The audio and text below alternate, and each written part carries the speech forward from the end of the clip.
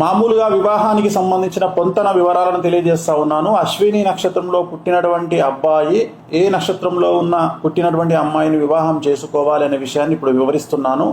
ఒకవేళ అబ్బాయి అశ్విని నక్షత్రంలో పుట్టి ఉంటే అమ్మాయిది కూడా అశ్విని నక్షత్రం అయితే 28 పాయింట్లు పనికి వస్తుంది. భరణి నక్షత్రంలో పుట్టిన అమ్మాయి అయితే 32 పాయింట్లు పనికి వస్తుంది. కృత్తిక 1వ పాదంలో పుట్టిన అమ్మాయి అయితే 27 పాయింట్లు పనికి వస్తుంది. కృత్తిక 2 నుండి 3, 4 పాదాల్లో పుట్టినటువంటి అమ్మాయి 18 పాయింట్లు పనికి వస్తుంది. రోహిణి నక్షత్రంలో పుట్టినటువంటి అమ్మాయి 23 పాయింట్లు పనికి వస్తుంది. మృగశిర 1, 2 పాదాల్లో పుట్టినటువంటి అమ్మాయి అయితే 23 పాయింట్లు వస్తున్నాయి, పనికి వస్తుంది. మృగశిర 3, 4 పాదాలలో పుట్టినటువంటి అమ్మాయికి 27 పాయింట్లు వస్తుంది, కలిసి వస్తుంది. ఆరుద్ర నక్షత్రంలో పుట్టినటువంటి అమ్మాయి అయితే 19 పాయింట్లు వచ్చినప్పటికీ కూడా ఇక్కడ నాడి దోషం ఉంది కాబట్టి పనికి రాదు.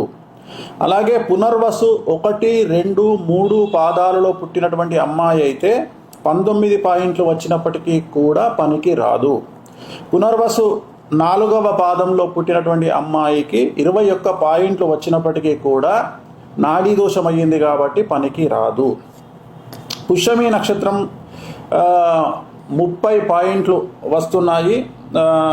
సో ఇక్కడ నక్షత్ర భేదంలో పనికి వస్తుంది, అంటే పాద భేదంలో పనికి వస్తుంది. ఉదాహరణ అశ్విని 1, 4, 2, 3, పుష్యమి 1, 2, 3, 4 పాదాలకు పనికి వస్తుంది. ఆశ్లేష నక్షత్రంలో పుట్టినటువంటి అమ్మాయి అయితే 25 పాయింట్లు పనికి వస్తుంది.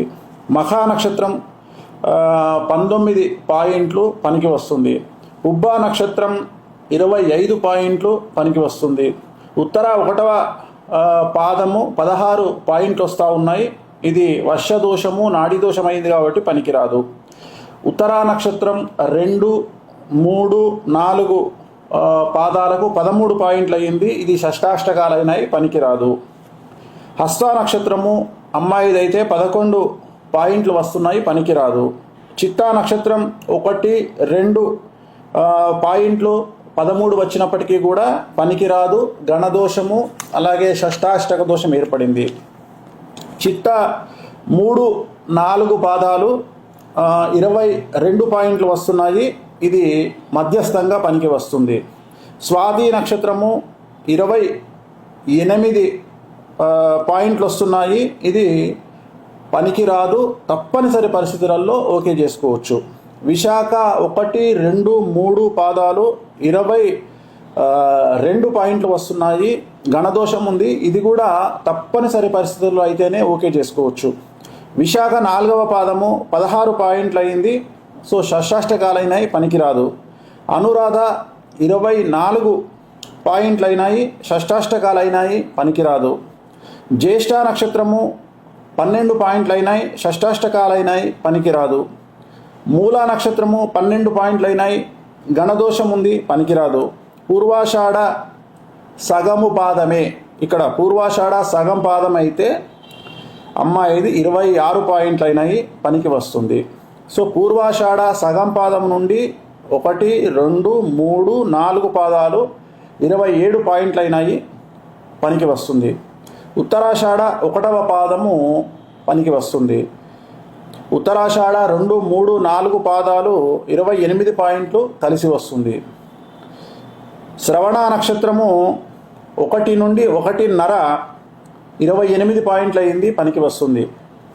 శ్రవణ నక్షత్రము 1.5 నుండి 4 పాదాలు 27 పాయింట్లు కలిసి వస్తుంది.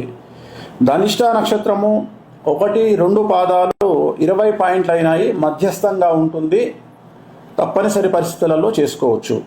ధనిష్ట 3, 4 పాదాలు 20 పాయింట్లు అయినాయి, మధ్యస్థంగా ఉంటుంది, చేసుకోవచ్చు.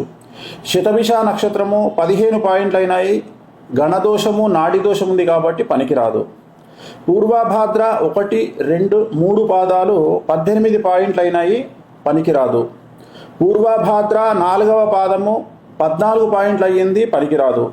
ఉత్తరాభాద్ర 24 పాయింట్లు అయినాయి, మధ్యస్థంగా పనికి వస్తుంది. రేవతి 25 పాయింట్లు అయినాయి, చాలా బాగుంది, పనికి వస్తుంది.